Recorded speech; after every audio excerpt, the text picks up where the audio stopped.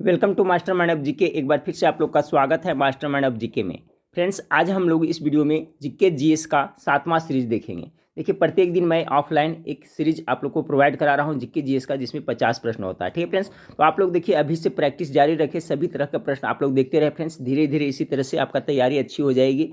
पढ़ाई सिर्फ कंटिन्यू रखें, ठीक है। 8:30 बजे लाइव क्लास आता हूँ फ्रेंड्स, तो लाइव क्लास में आप लोग जुड़िएगा। और वेबसाइट पे भी जितना भी लाइव क्लास लेता हूँ फ्रेंड्स, सभी का मैं डाल दिया हूँ, तो वेबसाइट पे जाकर के प्रत्येक दिन आप लोग पढ़ाई जरूर करें। वेबसाइट का नाम आप लोग को पता होगा फ्रेंड्स, gkmastermind.com है। तो वीडियो खत्म होगा फ्रेंड्स, तो लास्ट में जाकर के गूगल में सर्च करिएगा जीके मास्टरमाइंड, तो वहाँ पर होम पेज आ जाएगा। वहाँ पर जाके बहुत सारा प्रैक्टिस सेट है, प्रत्येक दिन वहाँ पर जाकर के दें, सभी फ्री ऑफ कॉस्ट है। ठीक है फ्रेंड्स, तो वीडियो अच्छा लगे तो लाइक करिएगा फ्रेंड्स, और पहली बार चैनल पर विजिट कर रहे हैं तो चैनल को सब्सक्राइब कर बेल आइकन को जरूर दबा दीजिएगा। चलिए, आज का पहला सवाल है, आप लोग गेस करते चलिएगा। निम्न में से किसे विधि के समक्ष समानता से छूट प्रदान की गई है? ठीक है, विधि के समक्ष समानता से छूट प्रदान किसे की गई है?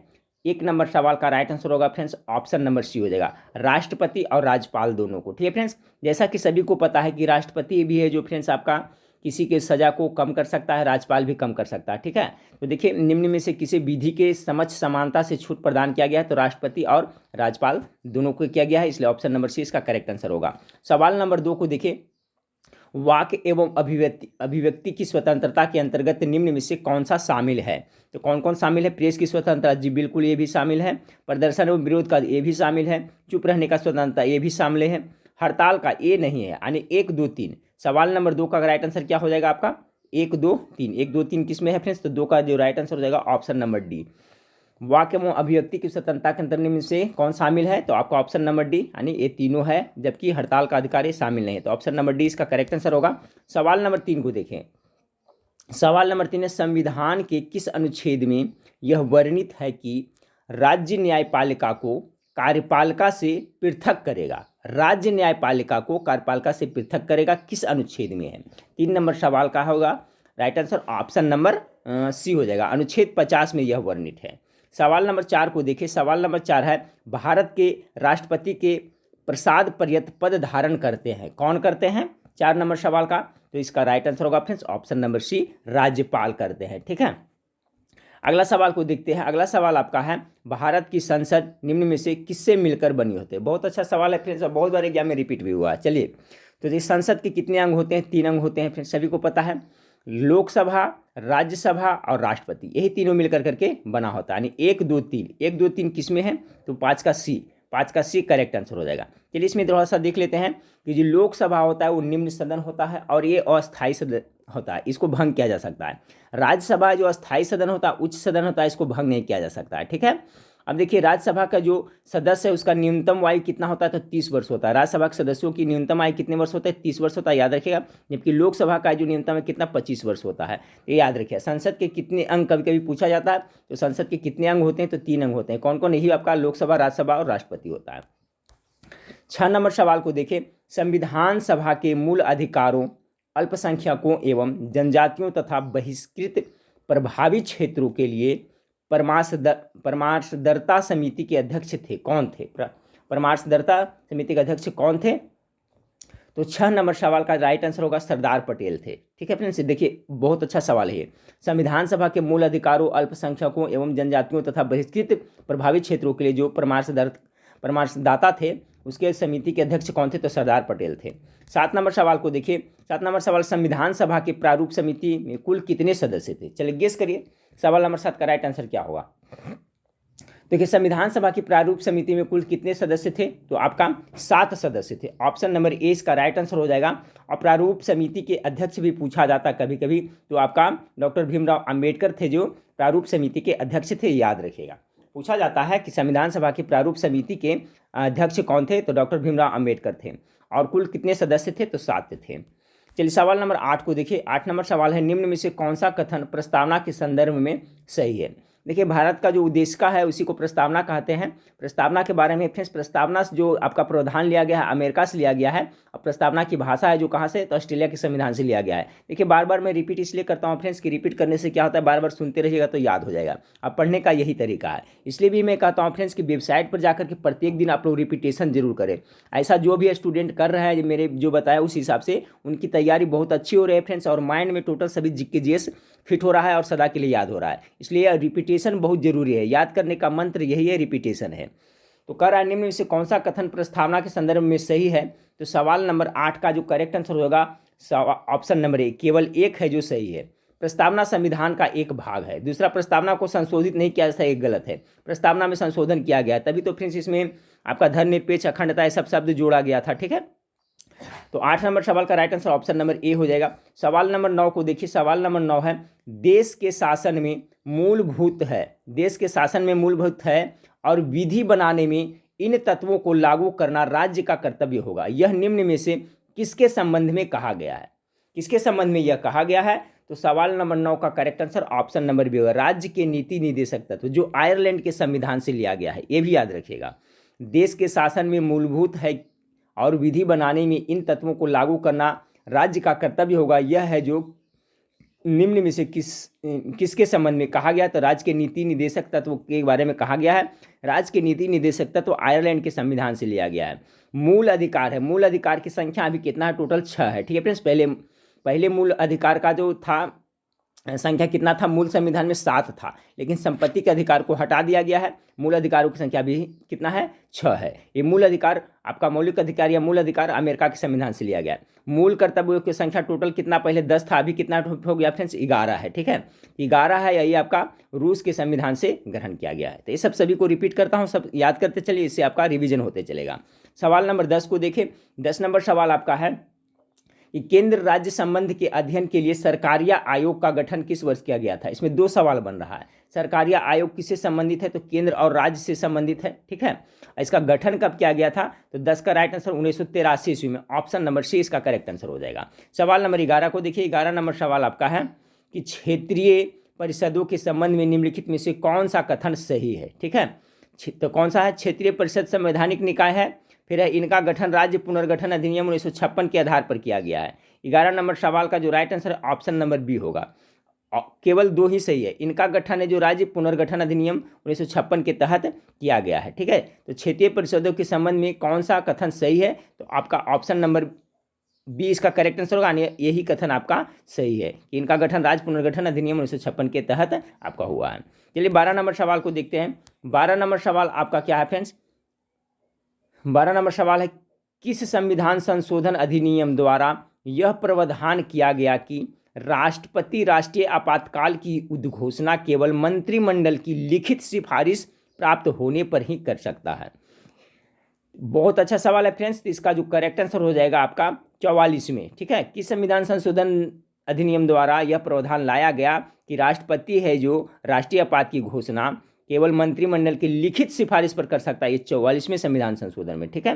तो ऑप्शन नंबर बी 12 का करेक्ट आंसर हो जाएगा। सवाल नंबर 13 को देखिए, सवाल नंबर 13 आपका है कि भारतीय संविधान में विधि द्वारा स्थापित प्रक्रिया संकल्पना किस देश के संविधान से गृहीत की गई है, यानी कि लिया गया है। तो बहुत बार बता चुके हैं फ्रेंड्स, चलिए इसका आंसर आप लोग गेस करिए फटाफट, ब्रिटेन, अमेरिका, जापान या कनाडा, क्या होगा, तो आपका right answer option number C होगा। भारतीय संविधान में विधि द्वारा स्थापित प्रक्रिया की संकल्पना जापान के संविधान से लिया गया, जापान से लिया गया, ऑप्शन नंबर सी इसका राइट आंसर हो जाएगा। ब्रिटेन से संसदीय प्रणाली लिया गया है, कनाडा से संघात्मक व्यवस्था लिया गया है, अमेरिका से बहुत सी चीज लिया गया है फ्रेंड्स, बताए हैं पहले, राष्ट्रपति उपराष्ट्रपति के पद, उच्च न्यायालय, सर्वोच्च न्यायालय, मौलिक अधिकार सभी है जो अमेरिका से लिया गया है। चलिए सवाल नंबर 14 को देखते हैं कि भारतीय संविधान के किस अनुच्छेद के अंतर्गत नियंत्रक एवं महालेखा परीक्षक की नियुक्ति होती है। चलिए तो सिंपल है फ्रेंड्स, चलिए इसका जवाब सबको पता होना चाहिए, कितना हो जाएगा, तो अनुच्छेद 148 हो जाएगा, ऑप्शन नंबर 20 का करेक्ट आंसर हो जाएगा। चलिए देखिए, इसमें से बहुत सा सवाल आप लोग को पता होगा, ठीक है फ्रेंड्स, तो ऐसा नहीं कि पता है तो हम इसका पढ़ाई करना छोड़ देंगे, रिवीजन बहुत जरूरी है। सभी तरह का प्रैक्टिस सेट देखें फ्रेंड्स, जो आसान प्रैक्टिस सेट वो भी देखें, जो हार्ड है वो भी देखें, यानी आपको सभी तरह से मिला करके पढ़ाई करनी है, तभी आपका जीके जीएस का लेवल अच्छा होगा। 15 नंबर सवाल कर रहा है, हाँ फ्रेंड्स, तो सवाल नंबर 15 को देखिए, सवाल नंबर 15, निम्न में से कौन तृतीयक क्षेत्र के अंतर्गत नहीं आता है। तो आपका बैंकिंग तो आता है, बीमा भी आता है, शिक्षा भी आता है, ये सभी तो आपको आता है, यानी कि उपयुक्त में से कोई नहीं। ठीक है, ऑप्शन नंबर डी हो जाएगा। देखिए, तृतीय क्षेत्र के अंतर्गत विभिन्न प्रकार की सेवाओं का उत्पादन किया जाता है, जैसे आपका हो गया बैंकिंग हो गया, बीमा होगा, शिक्षा हो गया, पर्यटन हो गया, चिकित्सा हो गया, ये सब ये जो तृतीय क्षेत्र के अंतर्गत आता है। तो ऑप्शन के हिसाब से राइट आंसर क्या हो जाएगा? ऑप्शन नंबर डी, उपयुक्त में से कोई नहीं। कह रहा है फिर से समझे, निम्न में से कौन तृतीय क्षेत्र के अंतर्गत नहीं आता है? तो ये सभी तो आपका आता है। ठीक है, तो ऑप्शन नंबर डी इसका करेक्ट आंसर होगा। सवाल नंबर 16 को देखिए। 16 नंबर सवाल आपका है कि निम्न में से किस पंचवर्षीय योजना में गरीबी उन्मूलन तथा आत्मनिर्भरता पर बल दिया गया था? बहुत अच्छा सवाल है फ्रेंड्स। तो देखिए, गरीबी उन्मूलन और आत्मनिर्भरता है जो मुख्य रूप से 5वीं पंचवर्षीय योजना में आपका जोड़ दिया गया था, यानी ऑप्शन नंबर सी 16 का करेक्ट आंसर हो जाएगा। ये 5वीं पंचवर्षीय योजना फ्रेंड्स कब चला था फ्रेंड्स? तो आपका 1974 से लेकर करके आपका 1969 तक इसका कार्य अवधि रखा गया था। ठीक है, तो ऑप्शन नंबर सी इसका करेक्ट आंसर हो जाएगा। चलिए सवाल नंबर 17 को देखिए। 17 नंबर सवाल है, मुद्रास्फीति तथा बेरोजगारी के माध्यम के संबंधों को दर्शाता है। किसको दर्शाता है? 17 नंबर सवाल का राइट हो जाएगा फिलिप्स वक्र को दर्शाता है। इकोनॉमिक्स का अच्छा सवाल है कि मुद्रास्फीति तथा बेरोजगारी के मध्य के संबंधों को कौन दर्शाता है? तो फिलिप्स वक्र दर्शाता है। 18 नंबर सवाल को देखिए। घाटे की वित्तीय व्यवस्था का अर्थव्यवस्था पर क्या प्रभाव पड़ता है? घाटे की वित्तीय व्यवस्था पर अर्थव्यवस्था पर क्या प्रभाव पड़ता है? तो 18 नंबर सवाल का correct answer option number B, मुद्रा आपूर्ति में वृद्धि होता है। अच्छा सवाल है, घाटे की वित्तीय व्यवस्था का अर्थव्यवस्था पर क्या प्रभाव पड़ता है? तो मुद्रा आपूर्ति में वृद्धि। 19 नंबर सवाल को देखें। भारत में मुद्रास्फीति के प्राकलन का सबसे प्रचलित माप क्या है? मुद्रास्फीति के प्राकलन का सबसे प्रचलित माप क्या है? 19 नंबर सवाल का राइट आंसर होगा ऑप्शन नंबर सी, उपभोक्ता मूल्य सूचकांक इसका करेक्ट आंसर हो जाएगा। अगला सवाल को लेते हैं। 20 नंबर सवाल आपका है कि निर्धनता का दृश्चक्र की अवधारणा निम्न में से किसके द्वारा दी गई थी? ये भी सवाल बहुत अच्छा है फ्रेंड्स, याद रखिएगा। इसका किसके द्वारा दिया गया था? रेगर नर्स के द्वारा दिया गया था। 20 नंबर सवाल का राइट आंसर हो जाएगा ऑप्शन नंबर बी, रेगनर नर्कस द्वारा दिया गया था। ठीक है, चलिए अगला सवाल को देखते हैं। 21 नंबर सवाल आपका है कि प्रथम पंचवर्षीय योजना किस मॉडल पर आधारित था? चलिए सभी को पता होना चाहिए फ्रेंड्स। तो क्या था?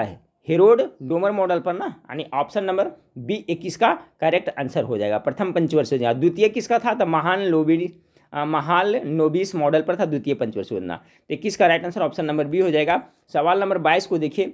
निम्न में से कौन सा व्यापक मुद्रा कहलाती है? ये भी सवाल मैं पहले करा चुका हूँ फ्रेंड्स, व्यापक मुद्रा।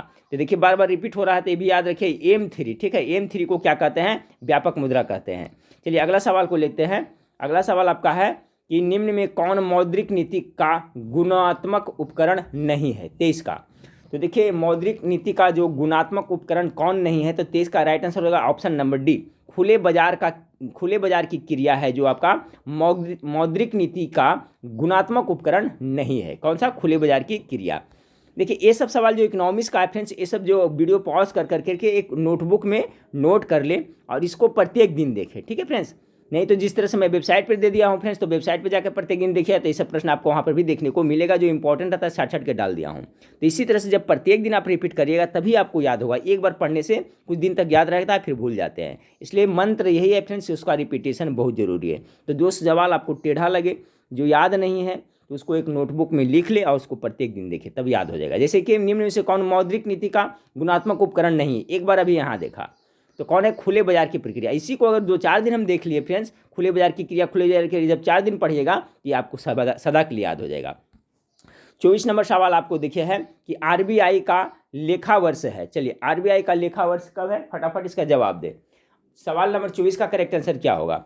तो 24 नंबर सवाल का जो राइट आंसर होगा फ्रेंड्स ऑप्शन नंबर 1 जुलाई से 30 जून तक। ठीक है, आरबीआई का लेखा वर्ष कितना है? 1 जुलाई से 30 जून तक है। अगला सवाल को देखते हैं 25 नंबर सवाल को।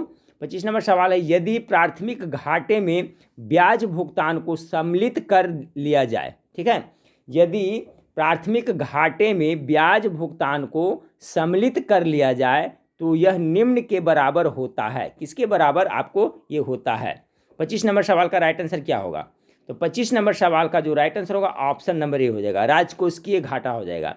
यदि प्राथमिक घाटे में ब्याज भुगतान को सम्मिलित कर लिया जाए तो यह निम्न किसके बराबर होगा। 25 का right answer option number A होगा, राजकोषीय घाटा हो जाएगा।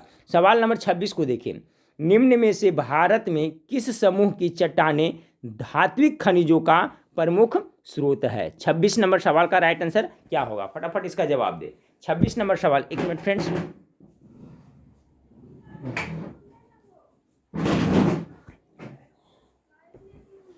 हाँ, 26 नंबर सवाल क्या है फ्रेंड्स आपका, तो 26 नंबर सवाल है आपका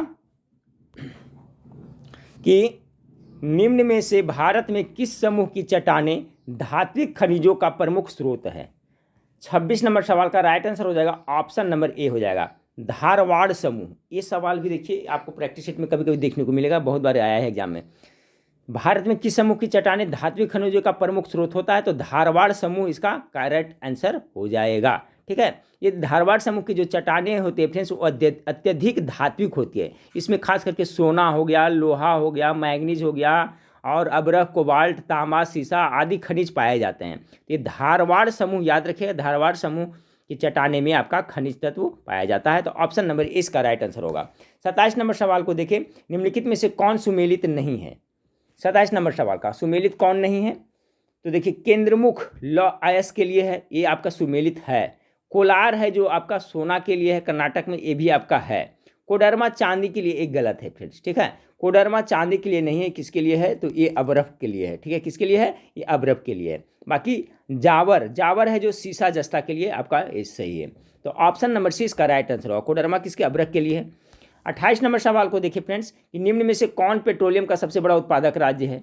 28 का तो देखिए अभी पेट्रोल के उत्पादन में सबसे अग्रणी राज्य जो चल रहा है कौन है, राजस्थान चल रहा है। ऑप्शन नंबर ए इसका है जो करेक्ट आंसर हो जाएगा। 28 का right answer option number A होगा। चलिए सवाल नंबर 29 को देखिए। 29 नंबर सवाल है, असम राज्य की राजधानी कहाँ है। चलिए सभी को पता होना चाहिए असम की राजधानी कहाँ है। सवाल नंबर 29, असम की राजधानी कहाँ है, गुवाहाटी, शिलोंग, अगरतला नहीं, तो इसका राइट आंसर क्या होगा, उपयुक्त में से कोई नहीं। असम का राजधानी कहाँ पड़ता है, असम की राजधानी दिसपुर है ना, यानी ऑप्शन नंबर डी इसका राइट आंसर होगा। चलिए सवाल नंबर 30 को देखिए, निम्नलिखित में कौन सी जलधारा प्रशांत महासागर की ठंडी जलधारा है। चलिए ठंडी जलधारा के बारे में पहले भी बता चुका हूँ फ्रेंड्स। तो देखिए प्रशांत महासागर का रहा है, ये भी ध्यान रखना है। तो हम्बोल्ट जो आपका जलधारा है वो ठंडी जलधारा है, और किस महासागर का है, तो प्रशांत महासागर का ये आपकी ठंडी जलधारा है। ठीक है फ्रेंड्स, बाकी ये सभी जो धाराएं हैं वो किसका है, बेंगुएला हो गया, लैब्राडोर हो गया, फ्रॉकलैंड हो गया, ये सभी है जो आपका किसका है, तो आपका अटलांटिक महासागर की जलधाराएं हैं। ठीक है, किसका, ये सभी अटलांटिक का है, जबकि हम्बोल्ट है जो प्रशांत महासागर का ठंडा जलधारा है। 31 नंबर, हाँ फ्रेंड्स सवाल नंबर 31 को देखिए। सवाल नंबर 31 है, निम्न से कौन सा देश स्थलबद्ध है। पहले भी करा चुका हूं, तो राइट आंसर इसका हो जाएगा आपका ऑप्शन नंबर सी हो जाएगा, स्विट्जरलैंड है जो आपका स्थलबद्ध देश है। चलिए सवाल नंबर 32 को देखिए। सवाल नंबर 32 आपका है कि निम्न में से कौन सी नदी हिमालय के पूर्ववर्ती नदी नहीं है। पूर्ववर्ती नदी कौन नहीं है, 32 नंबर सवाल का, तो कौन सा नदी है जो हिमालय की पूर्ववर्ती नदी नहीं है। इसका right answer option number C होगा, 1, 2, 3, सिंधु, सतलज और ब्रह्मपुत्र। ये है जो क्या है फ्रेंड्स, आपका हिमालय की पूर्ववर्ती नदी नहीं है। देखिए वैसी नदी को पूर्ववर्ती नदी कहा जाता है जो हिमालय के निर्माण से पहले से ही अस्तित्व में है। अब समझ गए फ्रेंड्स, पूर्ववर्ती मतलब समझ रहा है ना, कि वैसे नदी को पूर्ववर्ती नदी कहा जाता है जो हिमालय के निर्माण, जब हिमालय का निर्माण नहीं हुआ था उसके पहले से ही अस्तित्व में है। जो हिमालय के निर्माण से पहले से जो नदी है उसको क्या कहते हैं, पूर्ववर्ती नदी कहते हैं। तो कह रहा है निम्न में से कौन सा नदी हिमालय की पूर्ववर्ती नदी नहीं है, तो आपका 1, 2, 3 ये सभी नदी है जो हिमालय की पूर्ववर्ती नदी नहीं है, क्योंकि ये सब नदी का निर्माण है जो हिमालय पर्वत के बाद हुआ है। तो 32 का राइट आंसर हो जाएगा फ्रेंड्स आपका ऑप्शन नंबर सी हो जाएगा, सिंधु, सतलज, ब्रह्मपुत्र ये सभी है जो आपका हिमालय की पूर्ववर्ती नदी नहीं, यानी कि हिमालय के पूर्व नहीं बना है, बाद में इसका हुआ है। चलिए 33 नंबर सवाल को देखिए, अंतर्राष्ट्रीय तिथि रेखा किस महासागर से होकर गुजरती है। चलिए फ्रेंड्स अच्छा सवाल है, 33 का राइट आंसर क्या होगा, तो अंतर्राष्ट्रीय तिथि रेखा आपका प्रशांत महासागर से होकर गुजरती है, option number C right answer है। एकदम फिट कर ले फ्रेंड्स, ये बहुत इंपॉर्टेंट है एग्जाम के दृष्टिकोण से। चलिए तो 33 का right answer option number C. 34 number सवाल को देखें, कर्क रेखा निम्न में से किस देश से होकर नहीं गुजरती है? कौन सा देश से होकर के नहीं गुजरती है? तो 34 का जो राइट आंसर हो जाएगा ऑप्शन नंबर सी, ब्राजील से होकर करके कर्क रेखा नहीं गुजरती है। 35 नंबर सवाल आपका है कि इनमें से कौन सी नदी अरब सागर में नहीं गिरती है? अरब सागर में नहीं गिरती है तो गोदावरी नदी है जो फ्रेंड्स आपका अरब सागर में नहीं गिरती है। 35 नंबर सवाल का right answer option number D हो जाएगा। ठीक है, ये जो आपका गोदावरी नदी कहाँ गिरती है? जब अरब सागर में नहीं गिरती है तो कहाँ गिरती है, ये भी जानना जरूरी है। तो ये आपका बंगाल की खाड़ी में गोदावरी नदी गिरती है, याद रखिएगा। 36 नंबर सवाल को देखें, भारत का सबसे छोटा जिला कौन सा है? चलिए, सबसे छोटा जिला कौन सा होगा? तो माही। ये माही है जो भारत का सबसे छोटा जिला है, जो कहाँ पड़ता है? तो पांडुचेरी में पड़ता है। माही भारत का सबसे छोटा जिला जो कहाँ पड़ता है? पांडुचेरी में स्थित है। 37 नंबर सवाल को देखें कि निम्न में से कौन सा राज्य 3 देशों के साथ सीमा रेखा नहीं बनाता है? कौन सा राज्य 3 देशों के साथ सीमा रेखा नहीं बनाता है? 37 का हो जाएगा आपका मिजोरम हो जाएगा। ठीक है, बाकी अरुणाचल प्रदेश है जो बनाता है फ्रेंड्स। देखिए अरुणाचल, इसका सब कॉन्सेप्ट मिलकर क्लियर कर देता हूँ, याद रखिएगा। अरुणाचल प्रदेश 3 देशों से सीमा बनाता है, भूटान, चीन और म्यांमार से बनाता है। ठीक है, सिक्किम भी है जो आपका 3 देश से बनाता है, किससे? चीन, नेपाल और भूटान से बनाता है। मिजोरम है जो आपको नहीं बनाता है। पश्चिम बंगाल भी बनाता है 3 देशों से सीमा, किससे? नेपाल से, भूटान से और बांग्लादेश से। तो तीनों को जरूर याद रखिएगा। मिजोरम है जो आपको नहीं बनाता है। तो ऑप्शन नंबर सी 37 का करेक्ट आंसर होगा। 38 नंबर सवाल को देखिए, प्रति चक्रवात की विशेषता होती है, क्या होती है? 38 नंबर सवाल का राइट आंसर ऑप्शन नंबर स्वच्छ आसमान होता है। जब भी देखिए प्रति चक्रवात आता है, आसमान क्या होता है? बिल्कुल स्वच्छ दिखाई देता है। 39 नंबर सवाल को देखिए, लाइकेन सबसे अच्छे सूचक है, किसका है? चलिए, तो पहले भी करा चुका हूं, तो वायु प्रदूषण का है ना, ऑप्शन नंबर ए इसका करेक्ट आंसर हो जाएगा। 40 नंबर सवाल को देखिए, पलासी का युद्ध कब हुआ था? चलिए फटाफट गेस करिए। 40 नंबर सवाल का राइट आंसर क्या होगा? पलासी का युद्ध कब हुआ था? मैं बार बार कहता था इसका डेट के साथ याद रखना है आपको। तो पलासी की लड़ाई कितना हुआ था? ऑप्शन नंबर डी ना, 23 जून 1757 ईस्वी के हुआ था फ्रेंड्स। किसके किसके बीच में हुआ था? तो बंगाल के नवाब सिराजुद्दौला तथा रॉबर्ट क्लाइव के बीच में आपका ये लड़ाई लड़ी गई थी। कब लड़ी गई थी? 23 जून 1757 को। 41 नंबर सवाल को देखिए, सहायक संधि करने वाला प्रथम भारतीय राज्य कौन था? सहायक संधि करने वाला प्रथम भारतीय राज्य आपका हैदराबाद था, इसका करेक्ट आंसर हो जाएगा। ठीक है, चलिए सवाल नंबर 42 को देखें, भारत में नागरिक सेवा का जनक किसे माना जाता है? चलिए फटाफट गेस करिए, 42 का राइट आंसर क्या होगा? Lord William Bentinck, Lord Auckland, Lord Dalhousie, Lord Cornwallis. Right answer क्या होगा? ऑप्शन नंबर डी हो जाएगा, लॉर्ड कॉर्नवालिस। लॉर्ड कॉर्नवालिस को भारत में नागरिक सेवा का जनक या जन्मदाता माना जाता है। 42 का राइट आंसर हो जाएगा ऑप्शन नंबर डी। 43 नंबर सवाल को देखिए कि महालवाड़ी भूराजस्व व्यवस्था किसके द्वारा लागू की गई थी? बहुत अच्छा सवाल है। ये आपका राइट आंसर हो जाएगा option number C, Holt Mackenzie के द्वारा। महालवाड़ी, क्या? महालवाड़ी भूराज व्यवस्था किसके द्वारा लागू किया गया था? तो हॉल्ट मैकेंजी के द्वारा। चलिए अगला सवाल आपका फ्रेंड्स, किताब उल हिंद की रचना किसने की है? 44 नंबर सवाल का। तो देखिए, किताब उल हिंद की रचना अल बुरूनी ने किया है, ऑप्शन नंबर सी 44 का राइट आंसर हो जाएगा। चलिए 45 नंबर सवाल को देखें, निम्नलिखित में से कौन सिकंदर के समकालीन था? तो सभी को पता होना चाहिए फ्रेंड्स, सिकंदर किसके समकालीन था? घनानंद का समकालीन था, ऑप्शन नंबर डी इसका राइट आंसर होगा 45 का। 46 नंबर सवाल, अष्टदिग्गज किसके दरबार में रहते थे? अष्टदिग्गज, तो यह हो जाएगा आपका कृष्णदेव राय के, option number B correct answer. 47 number सवाल को देखिए, पहली बार किसी के सती होने का प्रमाण कहाँ से प्राप्त होता है? चलिए, पहली बार जो सती हुआ था इसका प्रमाण कहाँ से मिलता है? 47 नंबर सवाल का जो राइट आंसर होगा फ्रेंड्स क्या होगा? तो ऑप्शन नंबर आपका बी हो जाएगा, भानुगुप्त के एरन अभिलेख से मिलता है। ये टॉप मोस्ट VVI सवाल, इस टाइप का सवाल अगर नहीं याद है फ्रेंड्स तो लिख कर याद रखें। ठीक है, एक नोटबुक में लिख करके याद रखें। पहली बार किसी के सती होने का प्रमाण कहाँ से प्राप्त होता है? तो भानुगुप्त के एरन अभिलेख से प्राप्त होता है। 48 नंबर सवाल को देखिए फ्रेंड्स, 48 नंबर सवाल आपका है कि किस युद्ध के पश्चात बाबर ने गाजी की उपाधि धारण की थी? 48 का राइट आंसर हो जाएगा खनवा का युद्ध। ठीक है, खनवा का युद्ध कब हुआ था? पहले बहुत बार बता चुका हूँ, 1527 ईस्वी में खनवा का युद्ध हुआ था फ्रेंड्स। तो देखिए, इसी युद्ध के बाद बाबर ने गाजी की उपाधि धारण की थी। 48 का right answer option number B हो जाएगा। 49 नंबर सवाल को देखें, 49 नंबर सवाल है, भारतीय विश्वविद्यालय अधिनियम किस गवर्नर जनरल के काल में पारित हुआ था? ये भी टॉप मोस्ट VVI सवाल है। ये सभी हुआ था लॉर्ड कर्जन के शासनकाल में, ऑप्शन नंबर बी। बंगाल का विभाजन भी इसी के शासनकाल में हुआ था। तो भारतीय विश्वविद्यालय अधिनियम किस गवर्नर जनरल के काल में पारित हुआ था? तो लॉर्ड कर्जन इसका करेक्ट आंसर होगा। 50 नंबर सवाल को देखिए, किस बौद्ध संगीति के दौरान अभिधम पिटक की रचना की गई थी? टॉप मोस्ट VVI सवाल है। 50 का जो आपका राइट आंसर हो जाएगा, तृतीय बौद्ध संगीति के समय में आपका अभिधम पिटक की रचना किए थे। तृतीय बौद्ध संगीति अशोक के शासनकाल में पाटलिपुत्र में हुआ था। ठीक है फ्रेंड्स, ये 50 प्रश्न था फ्रेंड्स। देखिए मैं अपने वादे हिसाब से प्रत्येक दिन आपको ऑफलाइन 50 प्रश्नों का जीके सीरीज आप लोग प्रोवाइड करा रहा हूँ फ्रेंड्स। तो आप लोग पढ़ाई में बिल्कुल ना कोताही बरते और लगे रहे फ्रेंड्स। ठीक है, इसी तरह से प्रत्येक दिन जब भी जाता है आपका वीडियो तो देख आपको 20 से 25 मिनट रहता है फ्रेंड्स, डिस्क्राइब करके बताता हूँ तो उसको देख लीजिएगा। और फ्रेंड्स जितना 8:30 बजे लाइव क्लास लेता हूँ, आप लोग 8:30 बजे लाइव क्लास जरूर जुड़िएगा।